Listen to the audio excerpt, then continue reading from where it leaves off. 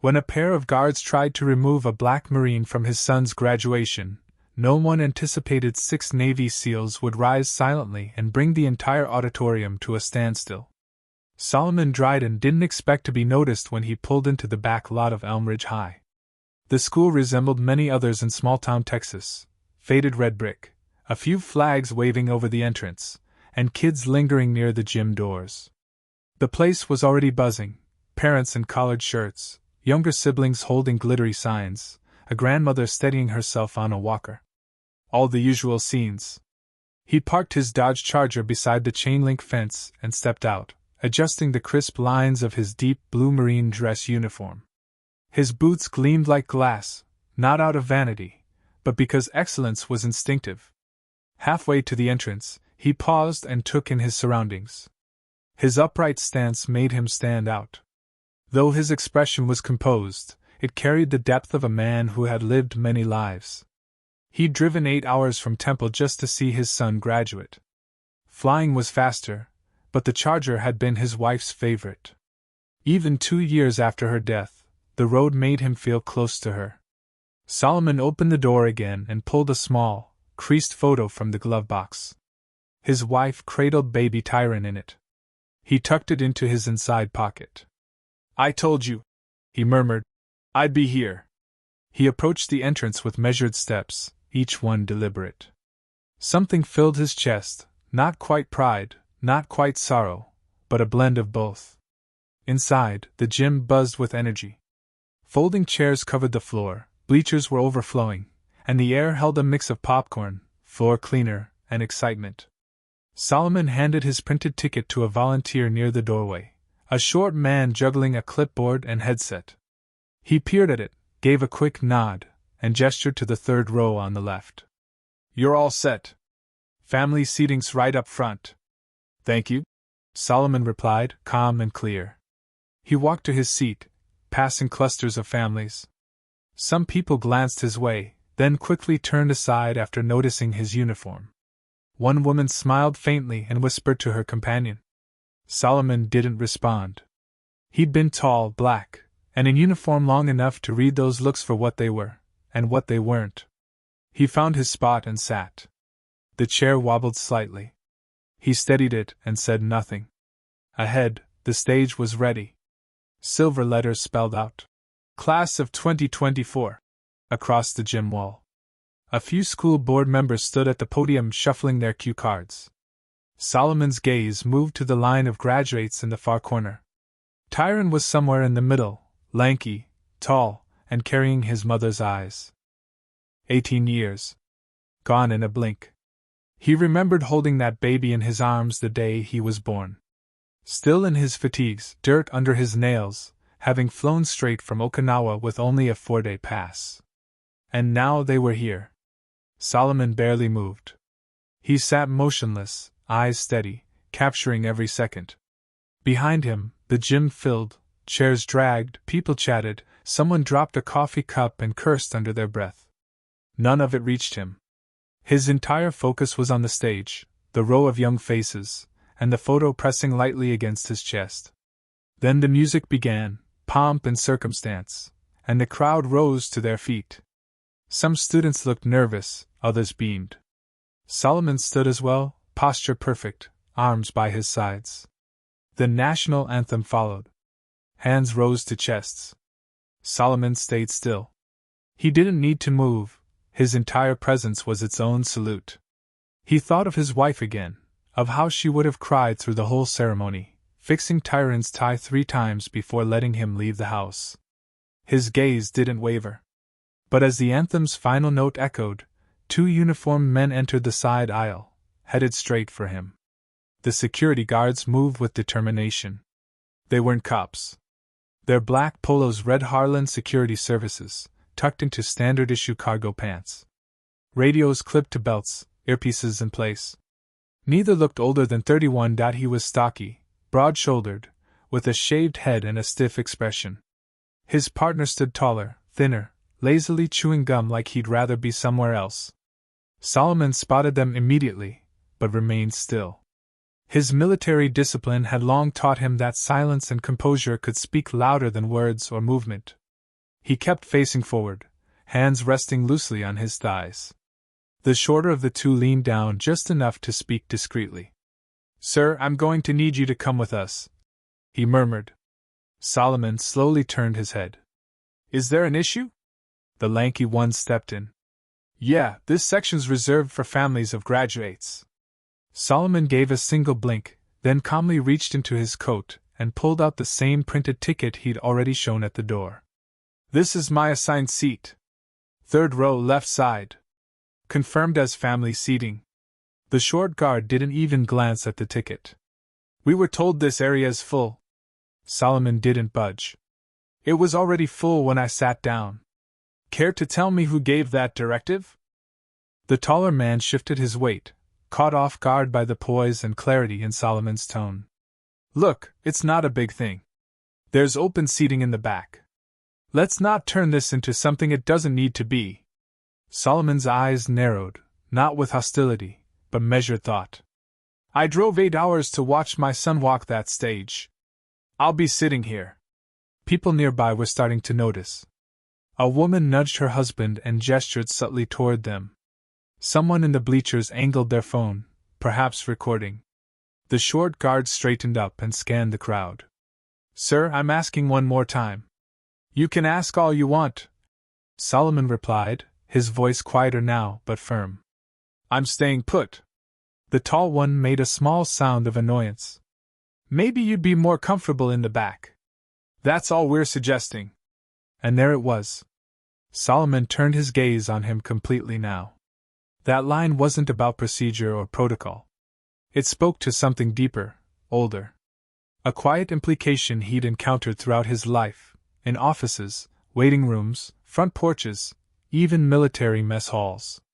It hovered just beneath a polite smile, barely whispered. He said nothing. The atmosphere in the room shifted. That subtle way people can feel when something inappropriate has just occurred.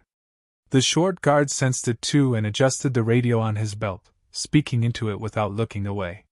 Solomon remained seated, eyes forward. As far as he was concerned, the exchange was over. The elderly white woman sitting next to him leaned over and whispered, "Don't let them move you." He gave her a small nod, not speaking. He wasn't here to cause a scene, only to witness his son's milestone like any father should. But the guards persisted.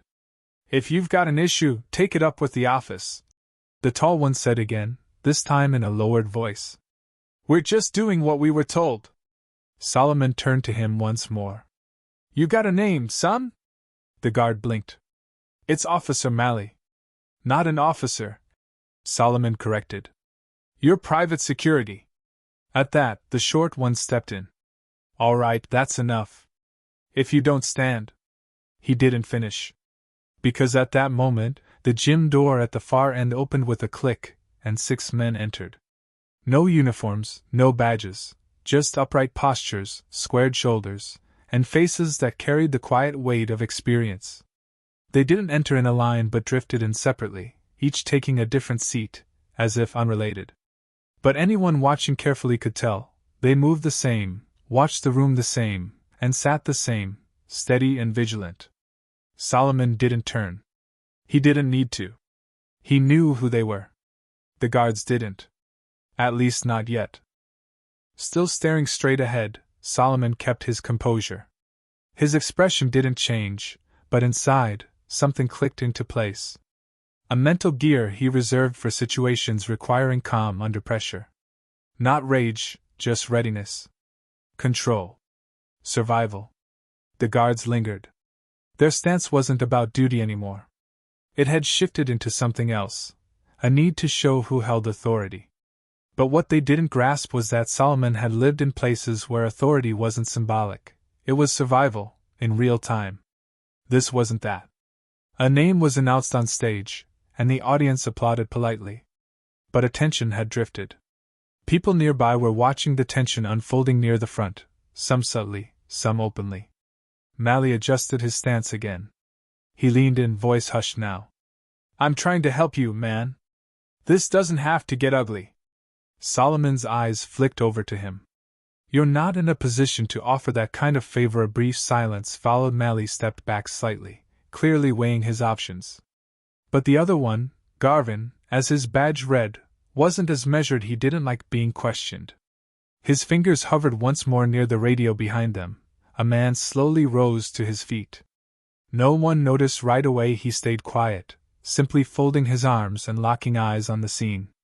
Muscular build, clean-cut, sharp gaze, he quietly took a seat near the aisle, his attention unmoving. Across the gym, a second man stood. This one mirrored the first, same composed stance, same watchful stillness. Then a third rose too. None of them spoke. They didn't have to. Solomon recognized everyone. He didn't need to look back to confirm. His gut already knew he'd led these men through nightmares.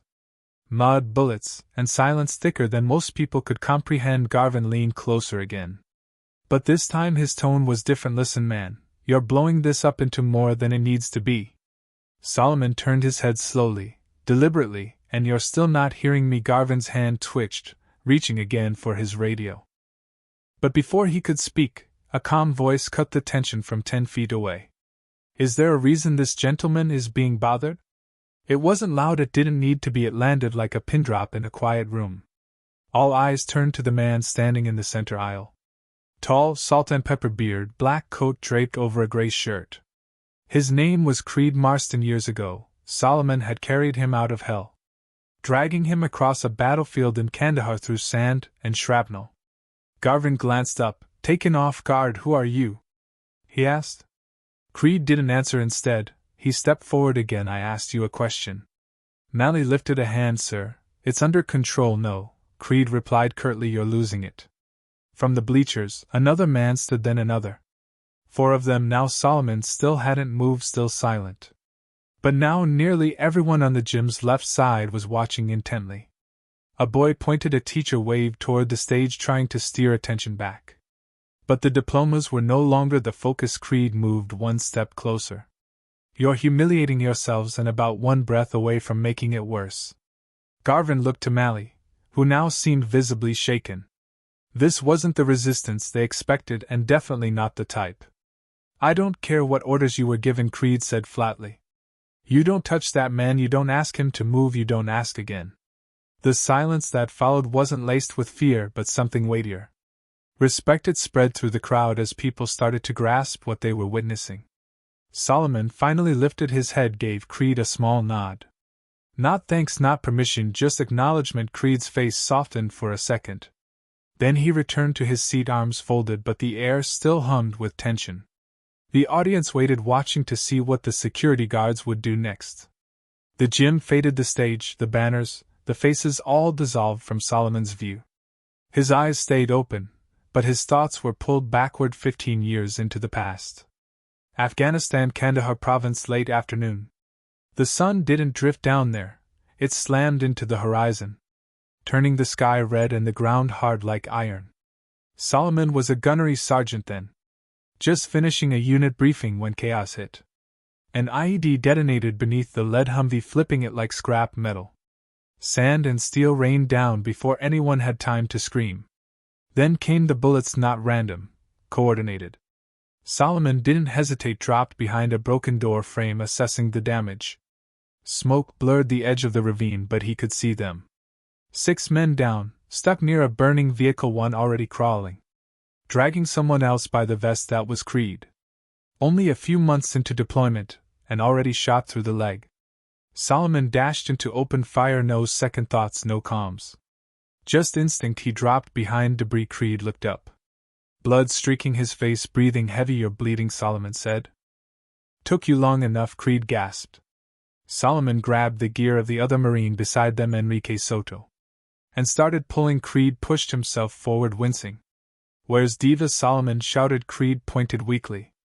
Left side, under the hood. Solomon spotted him. A young SEAL caught beneath the engine block, his leg pinned. Screaming but unable to move, Solomon didn't hesitate. Solomon told Creed, "Stay low and move when I move." Creed gave a quick nod, and that was when he truly began to understand what leadership really meant.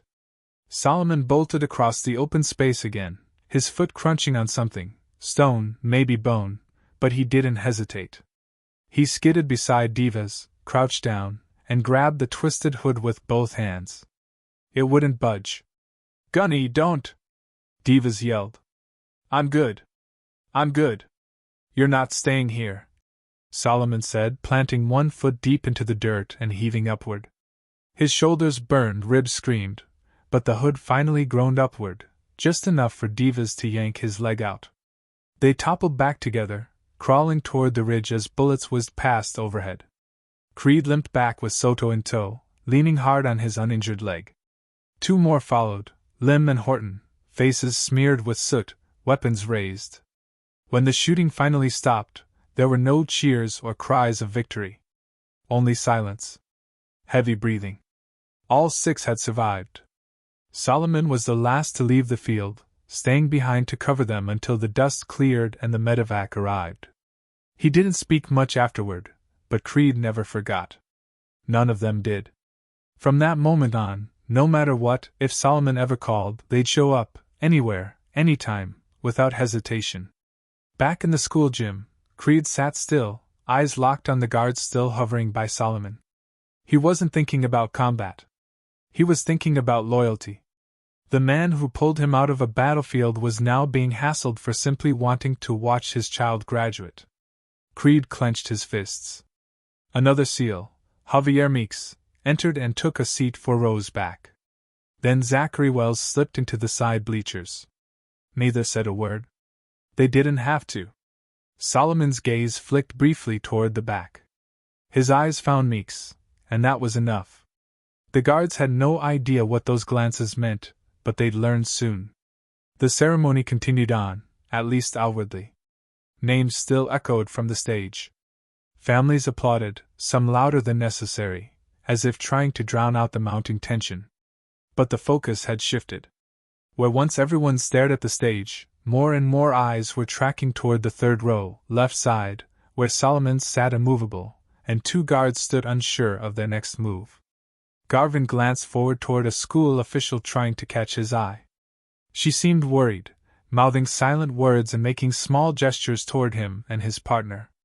Garvin shook his head. He wasn't backing down.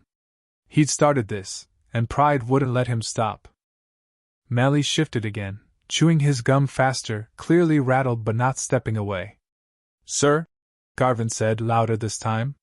"This is your final warning." Solomon didn't budge. "Final warning to do what, exactly?" Garvin leaned so far forward his utility belt brushed Solomon's knee. "To stop making a scene. We don't want trouble, just move to the back." Solomon turned slowly and locked eyes with him. "You're the only one making trouble." Garvin's face tightened. Then he let it slip. "You think wearing that uniform makes you better than the rest of us? This is a high school, not some military base." The rows around them fell silent. A little girl stopped fidgeting. A father holding a camera froze mid-zoom. Even Melly stepped back slightly, as if realizing that line had gone too far. Solomon didn't blink. He took a breath, not to relax, but to stay centered.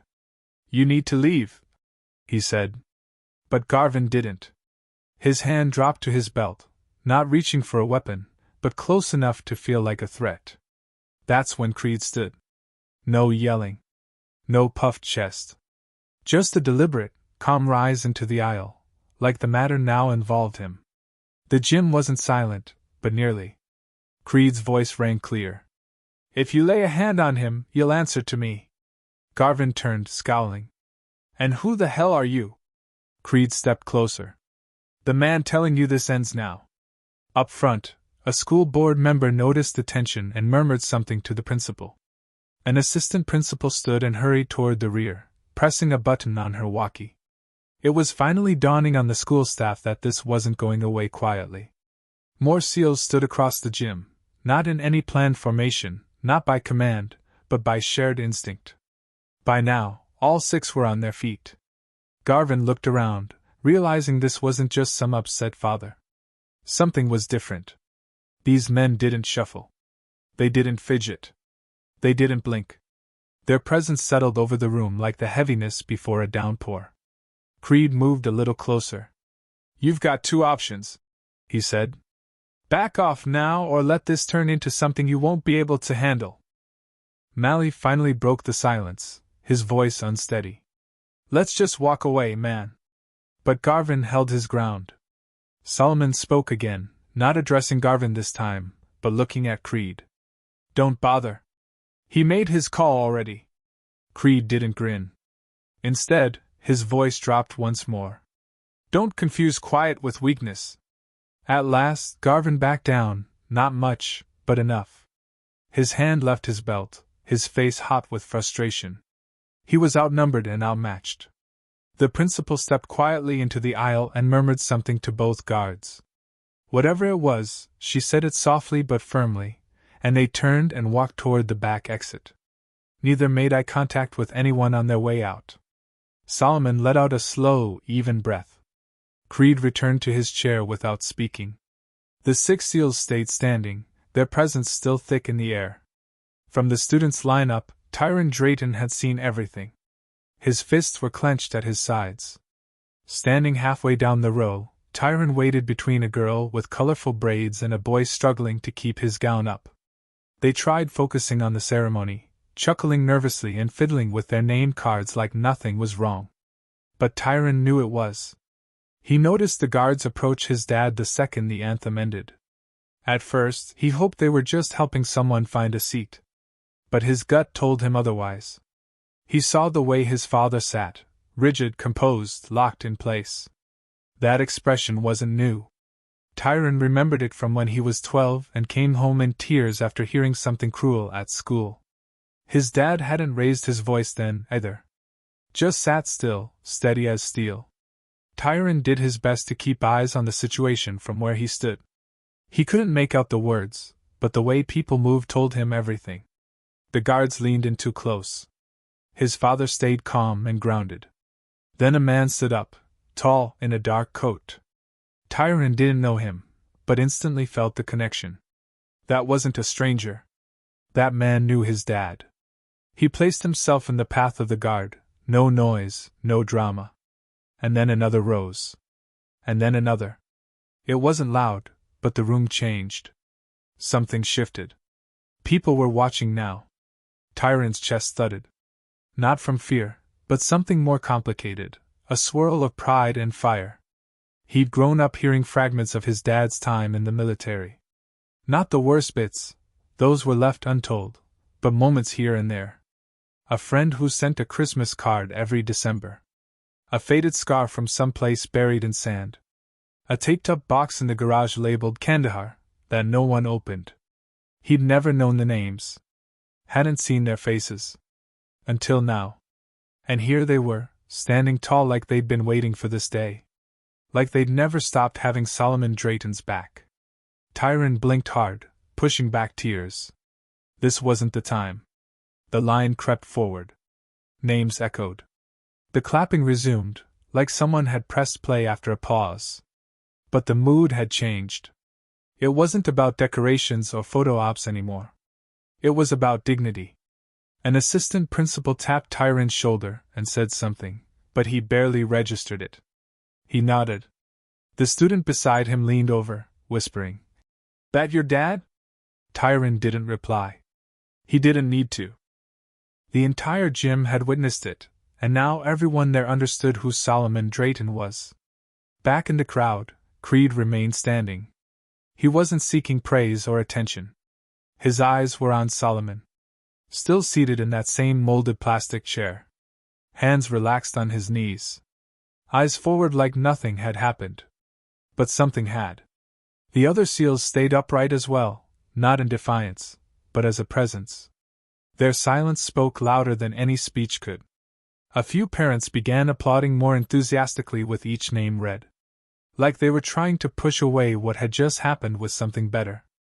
The gym felt alive again, roused by a wrong, steadied by a show of loyalty. Solomon didn't stand. He didn't glare or seethe. He just sat.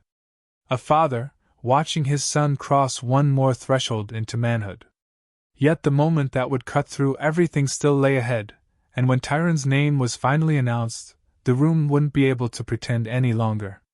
The line of students was moving quicker now, some still adjusting their caps, whispering quiet jokes, trying to savor it all, but Tyron's thoughts were elsewhere. His mind kept circling back to his father, sitting alone amid the crowd, yet so grounded in that seat as though it had been placed there just for him. There was something in the way he carried himself, steady, silent, unwavering, and something in how those men, those soldiers, had stood around him without a word or command. For the first time, Tyron understood that he didn't fully grasp the weight his father bore. Sure, he'd seen the photographs, the ribbons stored in that wooden box, the carefully folded flag resting on the living room shelf, but none of those things ever spoke. They simply existed, like still artifacts. Today they moved. Today they stood. The assistant principal called another student's name, and then another. Tyron was now only 3 places from the stage. He rubbed his palms on his gown, trying to calm his breath. The girl in front turned to him with a nervous smile. "You ready?" Tyron grinned faintly. "More than you know." He stepped forward. Across the gym, Solomon leaned forward slightly, his eyes locked on the stage. He didn't clap for every graduate, not out of disrespect, but because his vision had narrowed to just one figure in a black gown with red and white cords, a boy who resembled his mother when he smiled. One name passed. Then another. The announcer paused briefly, cleared her throat, and delivered the next name with more weight than before. "Tyron Drayton." The name echoed. A breath of stillness followed, less than a second, before the gym broke open. Applause, cheers, whistles surged, but what set it apart wasn't the volume. It was the cadence. The sound had purpose. It wasn't noise, it was unity, depth. The 6 SEALs, still on their feet, clapped in sync, hands rising and falling with precision. Every clap landed with strength, not showmanship, but reverence. A salute without formality. A message: we see you. We see your father. And we honor you both. Tyron walked the stage with calm determination, chin lifted, pace solid. His heart raced, not from nerves, but from pride. And not just pride in himself, but in the legacy of his last name, the man who had shaped it. He took the diploma, shook hands with the principal, then turned to the audience. His eyes scanned until they found one man. Solomon didn't rise or wave. He simply met his son's gaze and offered the smallest, yet most powerful, smile of the day. Tyron gave a single nod and stepped down. The clapping hadn't faded. Parents who'd sat quietly all ceremony now cheered loudly. Some stood. A few dabbed their eyes, unsure why, but sensing they'd just seen something significant. Solomon leaned back in his seat and let the feeling settle in. He wasn't the type to cry in public, but inside, something gave way. Not sadness. Not hurt. Just release, the kind that comes when a circle feels finished, even if it never really is. The names continued, but something had changed. From that point on, each graduate walked the stage in the afterglow of what had just occurred. Not because it was dramatic. Not because it would go viral. But because it was genuine. Still, the story didn't end with applause. When father and son reunited outside the gym, it would be more than a proud embrace. It would be a passing of something much deeper. 20 minutes later, the final name was spoken. The entire room stood as caps flew, shouts of joy rang out, and students clung to each other like long-lost friends. Phones flashed, cameras clicked, balloons floated overhead as the class began filing through the double doors out to the back parking lot. Solomon didn't rise immediately. He stayed seated as the noise swirled around him, taking in the music, the laughter, the blur of silver and red gowns flowing past. His eyes followed Tyron disappearing into the hall with the others. A teacher gave the boy a high five. Another pulled him in for a quick hug. Yet even with all the commotion, Tyron turned back, just once, and looked over his shoulder. Solomon saw it, a fleeting glance, but filled with meaning. "Did you see me?" And Solomon's look returned the answer, every second. The crowd began thinning, families stepping out with bouquets and balloons, offering congratulations in joyous, echoing bursts. Solomon rose slowly, stretching out his legs, the stiffness from sitting too long setting in. As the gym began to empty, Creed approached. He didn't speak immediately, just exchanged a glance with Solomon before shifting his gaze toward the door. "You all right?" Creed asked eventually. Solomon gave a nod. "I've faced worse." Creed gave a faint smile. "Doesn't mean it should have gone down like that." "No," Solomon agreed. "It shouldn't have." Javier Meeks, another SEAL, walked over. "We tried to keep it low profile. But once he moved toward his belt..." Solomon raised a hand gently.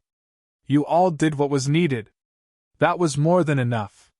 The three men stood in place for a few lingering moments, allowing the noise to fade away. Then Solomon spoke. "I need to see my son." Outside, the sunlight beat down hard on the pavement, stretching long shadows from the bleachers into the lot. Students grouped together in clusters, snapping pictures, tossing caps again, shouting across the space to relatives. Tyron stood near the flagpole, gown unzipped halfway, diploma folder in one hand, phone in the other. When he noticed his father heading his way, he broke off mid-conversation. Everything else fell into the background. They met halfway. Tyron spoke first. "You good?" Solomon nodded. "And you?" "Yeah," Tyron replied, then cast his eyes downward. "I saw what happened. They tried to move you." "I know," Solomon said. Tyron's jaw tightened. "I was this close to walking off that stage. I swear I was about to say something." Solomon rested a hand on his son's shoulder. "That's exactly why you didn't." Tyron looked up. "What do you mean?" "Because you trusted I could handle it. And because you handled your own moment like a man. You didn't let them steal it." Tyron inhaled deeply. "Those guys who stood up, who were they?" Solomon glanced back. The 6 SEALs were now outside too, gathered near the doors, speaking quietly. They weren't seeking attention, just keeping watch like they always did. "They're men I shed blood with. Men who understand loyalty. Men who remember," Solomon said. Tyron nodded, his voice low. "That was something. Powerful. It had to be," Solomon replied. "There are times when silence roars louder than any voice. And standing without a word can speak volumes." They stood in silence for a stretch. Then Tyron grinned. "So, are you gonna start telling me those stories now?" Solomon chuckled. "Some of them. You're old enough now to hear the real ones." They stood side by side, not just father and son, but two men bonded by an experience that could never fully be explained, only felt. Across the lot, Creed raised his hand. Not to wave, but in a silent nod of respect. Tyron returned the gesture instantly. Though the sun climbed higher in the sky, for the Draytons, time had started to shift in a new way. But one moment still remained, one lesson left unspoken. Most of the crowd had filtered out by the time Solomon and Tyron reached the parking area. A few families lingered, laughing around lawn chairs, loading trunks with flowers and gift bags. The energy had quieted, and the lights softened into the gold of early evening. Solomon unlocked the Charger, the same car his wife had once driven to school meetings and weekend trips. Tyron paused beside the passenger side, tracing a scratch near the handle. "She would have been the loudest one here today," he said quietly. "She'd have made you retake every picture until your smile looked right," Solomon replied, managing a small grin. They got in, doors closing behind them. The warmth inside made the car feel like a cocoon, sealed off from the noise outside. After a pause, Tyron turned toward his dad. "I gotta know. Why didn't you say anything to those guards? You just sat there." Solomon tapped the steering wheel once, then faced his son. "Because I don't need to prove who I am. And I don't have to raise my voice to be heard." Tyron looked out his window, taking that in. "You know how many times I've had to pick between staying calm or losing it?" Solomon said.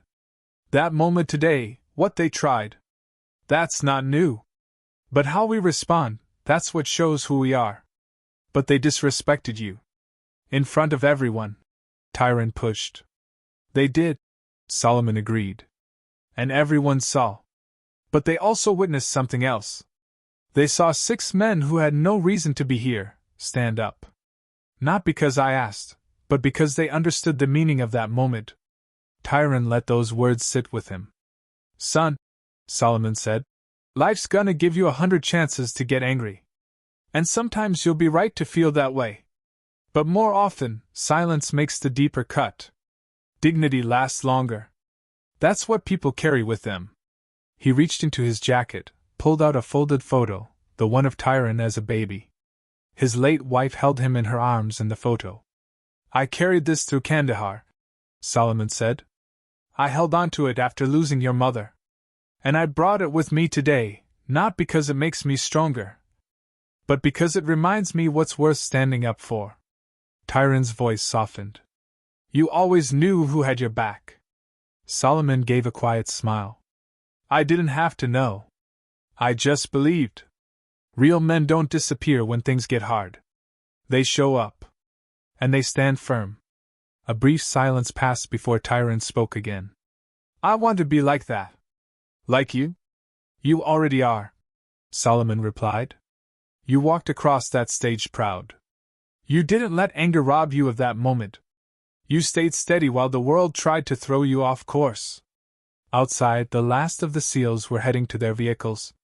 Creed cast one final glance toward the Charger. Before pulling away, Solomon gave a subtle nod. No words spoken, just a quiet recognition of something lasting. Tyron leaned against the seat. So, what now? Solomon turned the key. The car vibrated to life. Now we go home. You pick where we eat. Tyron grinned. Waffle House. Solomon let out a short laugh. Of course. As they pulled out of the parking lot, the school disappeared in the rearview mirror. But what had taken place in that gym would stay with everyone who witnessed it. For Tyron, that day would become more than just graduation. It marked a deeper truth. That being a man had little to do with how loud you are, and everything to do with how you hold yourself. When no one's looking. Some shout to be noticed. Others sit still. And are remembered forever. If this story left an impression on you, subscribe and share it with someone who needs the reminder. This is what true strength really looks like.